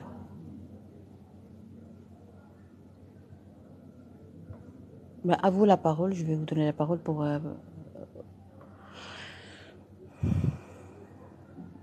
Non, très bien. C'est-à-dire que vous êtes une personne normale. Vous devez être fier de vous. Hein. Ce soir, Madame Hajar, Monsieur Ayoub, vous devez être fier de vous.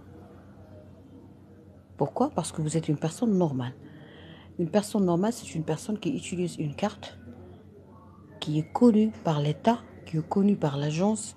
Je ne parle pas des gens qui ont des professions où on leur demande d'utiliser d'autres noms, d'autres cartes. Hein. Je sais très bien ce que je suis en train de dire. Mais je parle des gens ordinaires qui font pas partie de, je sais pas moi, la DST, la FBI. Est-ce que vous êtes d'accord avec moi sur le fait que les puces se vendent dans les épiciers, chez les épiciers? Est-ce que vous avez déjà vu ça?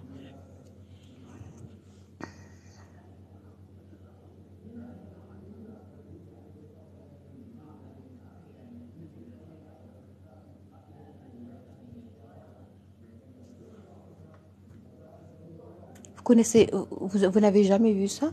On vous a jamais proposé dans les rues d'acheter une puce sans contrat? Une carte sans contrat? Ça veut dire l'arnaque, l'escroquerie. Bravo. Oui, et même à la rue. Bravo. Il y a des postes actuellement, on fait de la publicité pour certaines agences. Il y a des postes où on met la tenue qui porte le nom de l'agence et on te présente toujours. Très bien. Donc là, on est d'accord. Ça, alors là, je pense que on a commencé à bien se s'entendre et à bien se comprendre. Donc, permettez-moi de vous dire que puisque, puisque dans notre vie quotidienne, il y a moyen d'acheter une puce sans carte d'identité nationale, c'est-à-dire il y a moyen de créer des comptes Facebook, des comptes Instagram et des comptes TikTok sans contrat. Ok? Carte contrat, c'est l'identité. Bravo. Quand tu achètes quelque chose avec un contrat, c'est-à-dire que tu l'achètes avec ta carte d'identité, c'est-à-dire que tu facilites les choses pour la police pour retrouver rapidement qui tu es. Très bien. Ce qu'on voit actuellement comme toxicité, il faut réparer la parabole là-bas. Il y a absolument, je le sais. Très bien.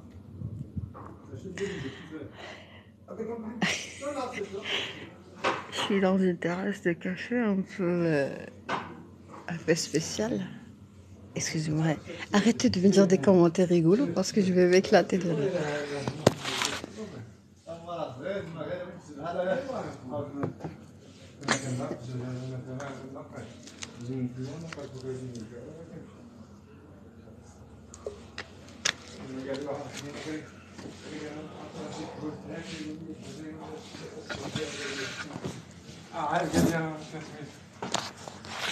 C'est un peu vaste.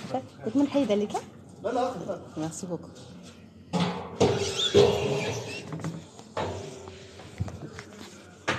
Continue, docteur. Oui, d'accord, avec plaisir.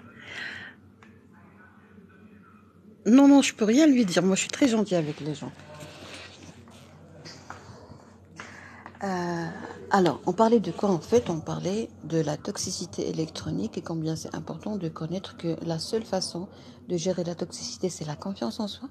Et la seule façon, la première chose à laquelle on doit penser pour avoir une confiance en soi, c'est le savoir et c'est lutter contre l'ignorance. Et en parlant de l'ignorance, je vous ai dit que si on ne comprend pas quelque chose, on doit toujours solliciter les seniors. Par exemple, dans le Coran, c'est écrit, c'est-à-dire que si tu as une famille toxique et que tu peux pas répondre, tu peux pas les affronter, tu peux pas les arrêter, tu peux pas les remettre à leur place parce que tu as peur du Dieu, tu as peur d'être puni, alors là, tu dois solliciter un senior dans ton domaine, pardon, un savant, par exemple, dans le domaine de ta religion, c'est-à-dire Sharia al-Islamia ou quelque chose comme ça, et c'est à lui de te persuader. Pourquoi? Parce que tu as une croyance, et nous les médecins, on n'a pas le droit d'empiéter ou de déstabiliser les croyances des gens. On doit respecter leurs croyances, d'accord? On travaille en équipe. Moi, j'aime beaucoup le travail en équipe parce qu'il donne de très importantes solutions et résultats. Très importants résultats. Bien. Alors, l'ignorance en matière de monde électronique, c'est que les gens, les parents ne savent pas, les gens corrects comme vous, qui sont habitués à s'acheter des puces, des numéros de téléphone directement de l'agence en ayant un contrat. Donc, qu'est-ce qu'ils ont? Madame, je suis prof d'économie pour les étudiants de la fac sur MS. Ah, vous êtes professeur d'économie? Ah, je suis fière de moi. Il y a des professeurs qui me suivent, ça me fait plaisir. Bienvenue, monsieur. Alors, vous êtes normaux. Quand vous êtes normaux, vous croyez pas, quand vous êtes normaux, vous croyez pas qu'il y a des gens anormaux qui existent et qui vivent avec nous. D'accord. Une seconde, s'il vous plaît.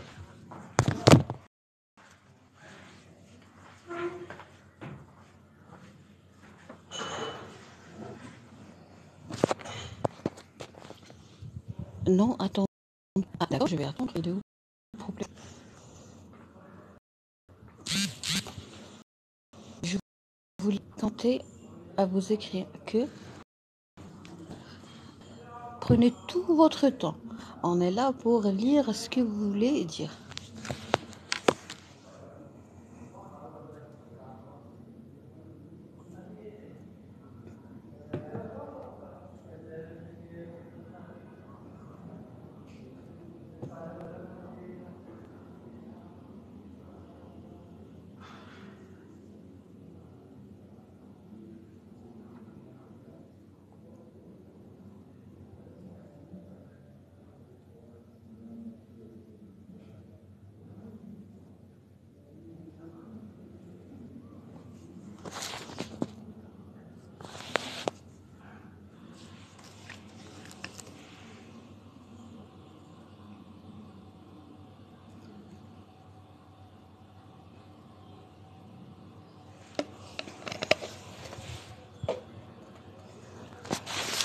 Alors, je voulais compter à vous écrire que sur une vidéo, une seule personne m'a traité de, je m'excuse pour son expression.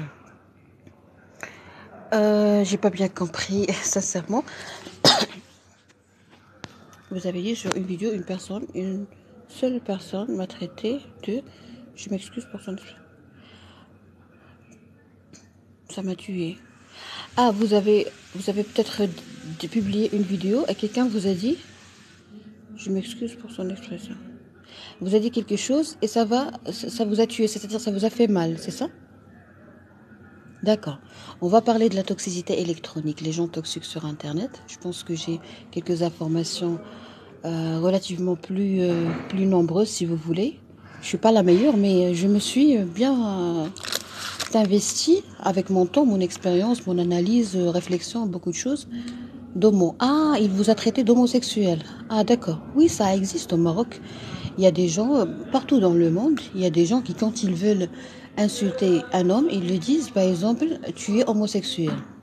C'est très connu. Alors, la première chose à laquelle vous devez penser, premièrement, s'il vous plaît, la vidéo que vous avez publiée, est-ce que c'était vous qui étiez en train de parler ou est-ce qu'il s'agissait d'une autre personne? Ça, c'est la première question. Et deuxièmement, la langue utilisée. Alors, s'il vous plaît, monsieur, je vous prie de bien vouloir me répondre rapidement, comme ça je ne perds pas le fil. Premièrement, est-ce que c'était vous qui êtes en train de parler dans la vidéo? C'était votre voix ou votre vidéo? Et puis, vous avez utilisé quelle langue? Je vais bien vous montrer comment répondre aux insultes sur Internet et comment se protéger de la toxicité.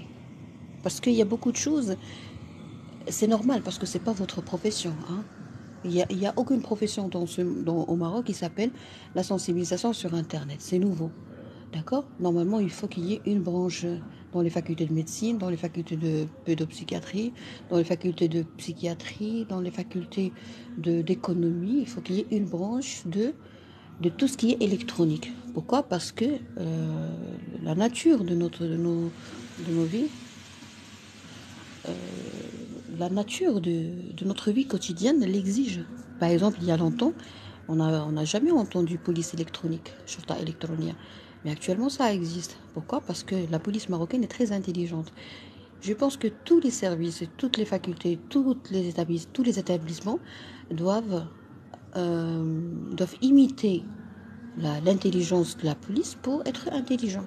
Je ne jette pas les fleurs sur notre police, mais ça, c'est une vérité. Alors, on attend toujours votre réponse, s'il vous plaît. Il suffit de prendre du recul et se rappeler que ceux qui sont derrière l'écran ne connaissent pas. Oui, si vous êtes arrivé à ce stade de maturité, c'est parfait. Écoutez, quand je dis la maturité, ça ne veut pas dire que le monsieur qui a présenté son problème n'est pas mature, mais ça veut dire simplement que la maturité, ça touche plusieurs domaines. Vous, ce n'est pas votre spécialité de faire tout ce qui est électronique. C'est nouveau. C'est nouveau, on apprend. Oui, il s'agit de mes vidéos. C'est moi qui ai expliqué des choses compliquées, mais en utilisant quelle langue, s'il vous plaît? Donnez-moi juste la langue. Vous avez raison. Merci. Là, très bien. Alors vous avez commis un délit. Là, vous allez bien rigoler. Est-ce que vous êtes prêt à rigoler? Vous êtes un professeur. Écoutez-moi très bien. Vous êtes un professeur d'économie dans la faculté. C'est-à-dire que vous êtes la crème.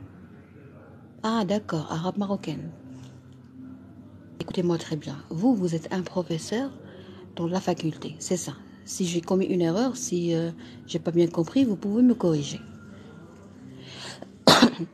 Alors, ce que j'ai appris de vous, c'est que vous êtes quelqu'un qui fait partie de la crème de la société marocaine. Vous êtes quelqu'un de très noble. Vous êtes quelqu'un de bien cultivé. Vous êtes quelqu'un de bien scolarisé. Vous êtes quelqu'un de bien élevé. Parce que si vous n'êtes pas élevé, vous n'allez pas être admis pour étudier, pour enseigner. D'accord? Vous êtes quelqu'un qui est bien aimé. Vous êtes quelqu'un dont tous les gens rêvent. Non, c'est quand madame, j'apprends énormément de vous. Très bien. Alors, vous avez eu la gentillesse de partager quelque chose avec une population et vous avez fait ça d'une façon très, très, très généreuse. C'est-à-dire que vous avez fait des études en français, en anglais, je sais pas, d'accord, donc en langue étrangère, et vous avez eu la gentillesse de traduire ce que vous avez appris en langue arabe, darija, dialecte marocain. Pourquoi? Parce que vous voulez résoudre dès le début ou éviter le problème d'accès linguistique. D'accord? Donc vous avez facilité les choses pour les gens. Vos analyses sont excellentes. Merci Sidi. Alors, pourquoi vous avez fait tout ça? Parce que vous êtes quelqu'un de merveilleux.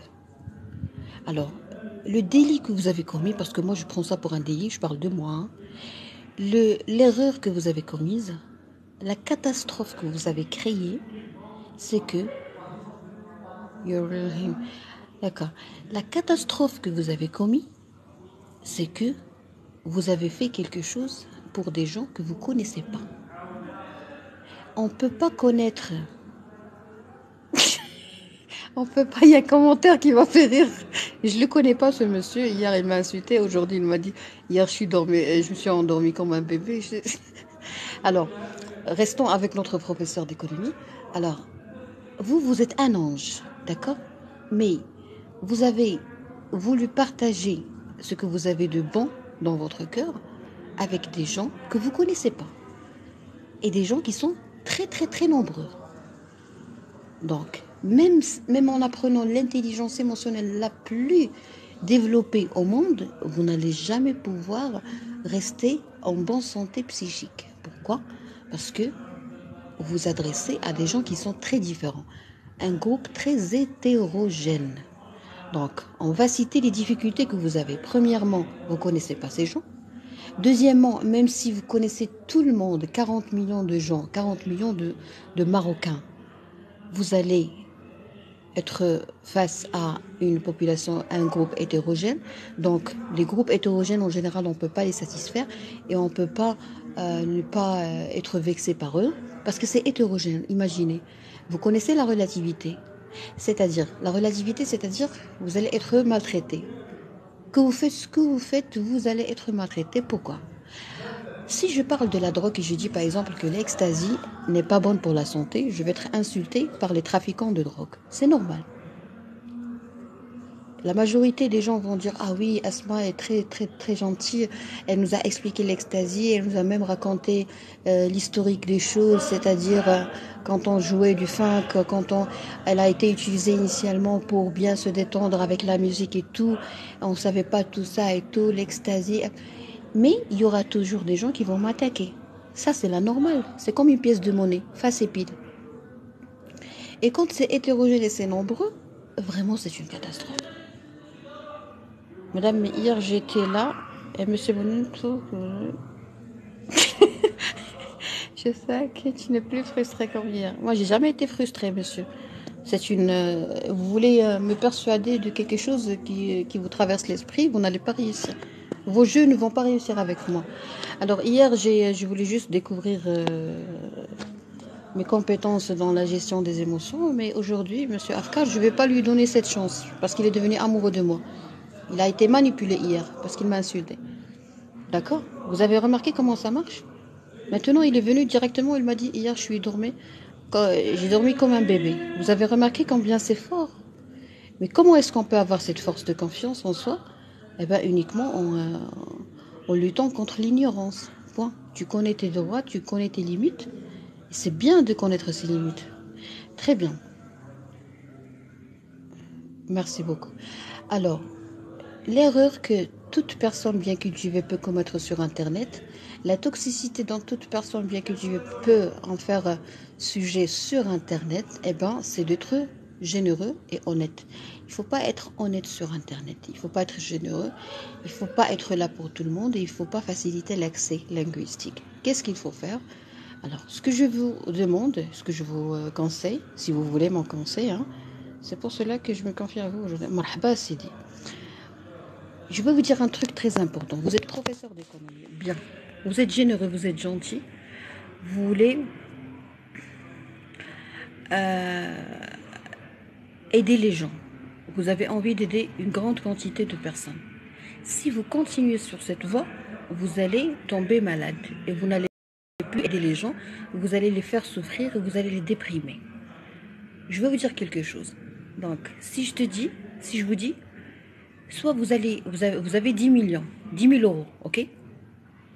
Soit vous allez gagner 1 000 euros par mois, soit vous allez gagner 5 000 euros par mois et vous allez tout perdre d'ici 6 mois. D'accord? Donc, qu'est-ce qu'il faut faire? Il faut aller doucement.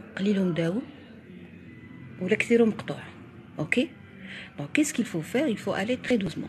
C'est-à-dire,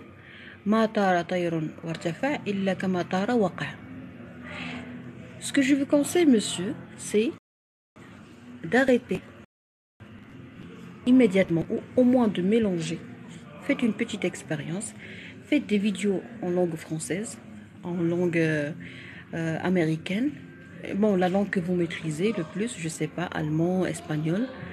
Essayez, au lieu de continuer de voir les gens qui sont vraiment en bas, il faut qu'ils fassent eux-mêmes un petit effort pour voir ce qui se passe en haut.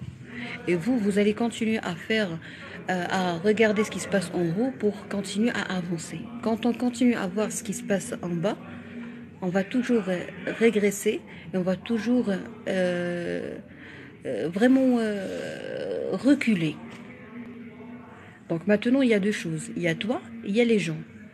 Vous êtes utile. Il y a des gens qui vous encouragent. Ils me disent, ah docteur, oh professeur, je ne savais pas tout ça, c'est merveilleux ce que vous faites. Pour la première fois, je comprends l'économie. Ok, mais pourquoi ces gens-là n'ont pas fait un effort pour comprendre l'économie? Pourquoi ils n'ont pas voulu fournir l'effort que vous avez commis, vous avez fourni pour devenir ce que vous êtes devenu? Pourquoi ils n'ont pas fait ça? Parce qu'ils n'ont pas appris à le faire. D'accord? Madame, mon problème, c'est que je suis trop sensible. On va parler de la sensibilité tout à l'heure. D'accord? Permettez-moi juste de prendre une petite pause. J'ai besoin de faire passer des coups de téléphone. Et on va parler de la sensibilité. Votre sujet m'intéresse intensément. Je pense que j'aurai besoin juste de 15 minutes, 10 minutes maximum. Et puis je vais reprendre pour parler des gens qui veulent aider. Ok? Surtout les gens qui veulent aider. Vous devez savoir que c'est pas normal. C'est pas normal de vouloir aider si vous n'êtes pas bien récompensé. On a le droit d'exiger la récompense. Et c'est que vous êtes sensible et cela est en train de tuer votre vie. C'est ce que vous avez écrit. On va parler de la sensibilité qui étouffe les gens. D'accord? On va parler de tout ça. Alors, on se verra d'ici 10 minutes maximum. Ok? Et puis, les rediffusions seront toutes enregistrées sur ma chaîne YouTube.